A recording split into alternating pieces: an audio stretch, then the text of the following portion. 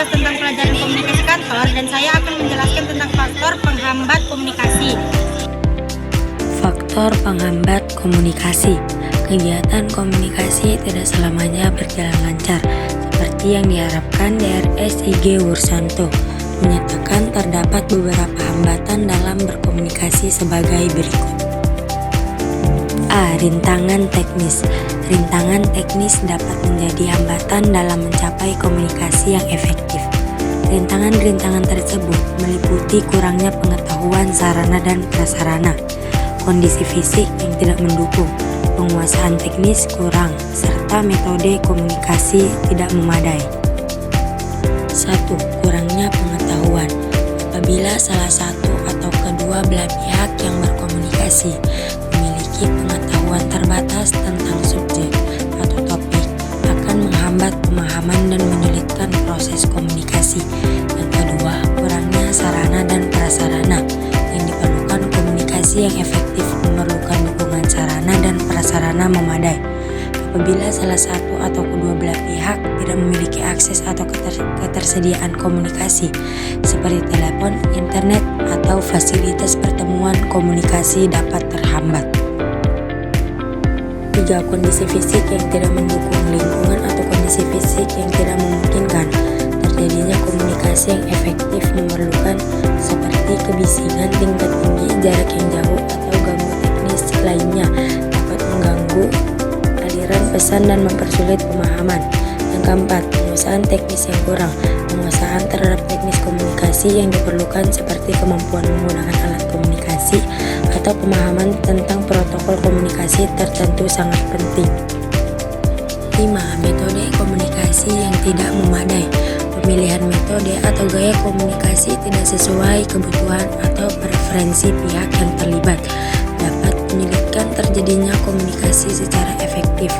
Misalnya, penggunaan bahasa yang tidak dikuasai dengan baik atau metode komunikasi kurang memperhatikan kebutuhan pihak lain.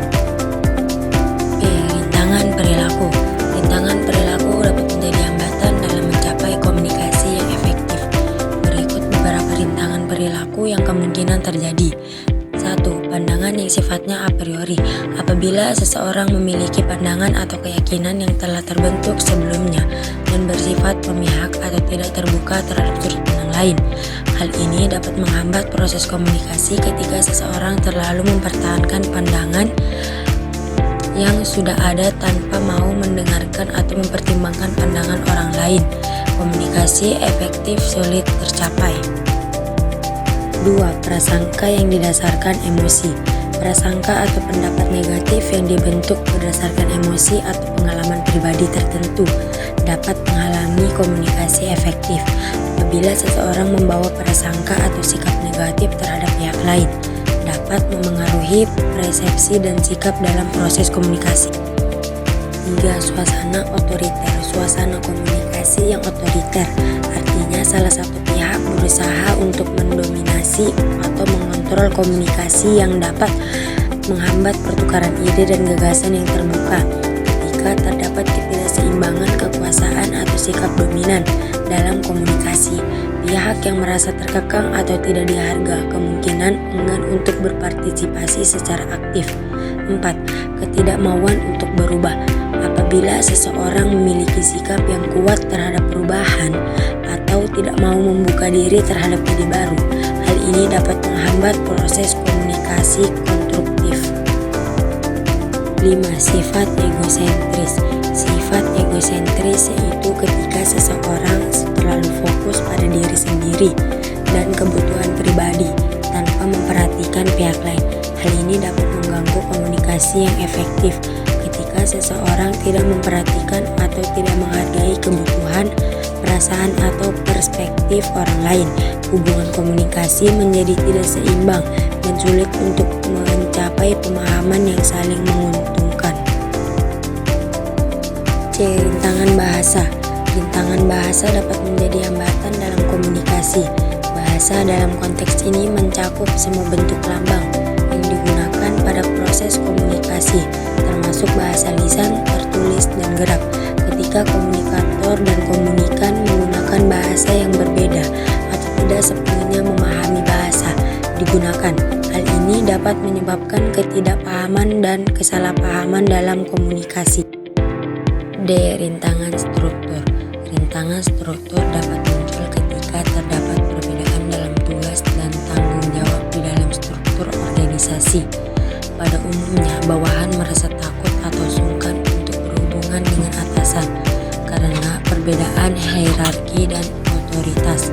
Hal ini dapat menyebabkan ketidakmampuan untuk berkomunikasi secara efektif dan terbuka antara atasan dan bawahan. Dengan sikap terbuka, atasan dapat mengurangi rasa takut atau sungkan yang kemungkinan dirasakan oleh bawahan. Rintangan jarak atau geografis. Jarak geografis antara komunikator dan komunikan dapat menjadi hambatan dalam berkomunikasi. Komunikasi cenderung lebih mudah terjadi jika kedua pihak berada dalam jarak yang tidak terlalu jauh satu sama lain. Media komunikasi seperti telepon, email, pesan teks, video conference, atau platform komunikasi online dapat membantu menjembatani jarak fisik antara komunikator dan komunikan. F. Rintangan latar belakang. Rintangan latar belakang sosial dan pendidikan dapat memengaruhi komunikasi antar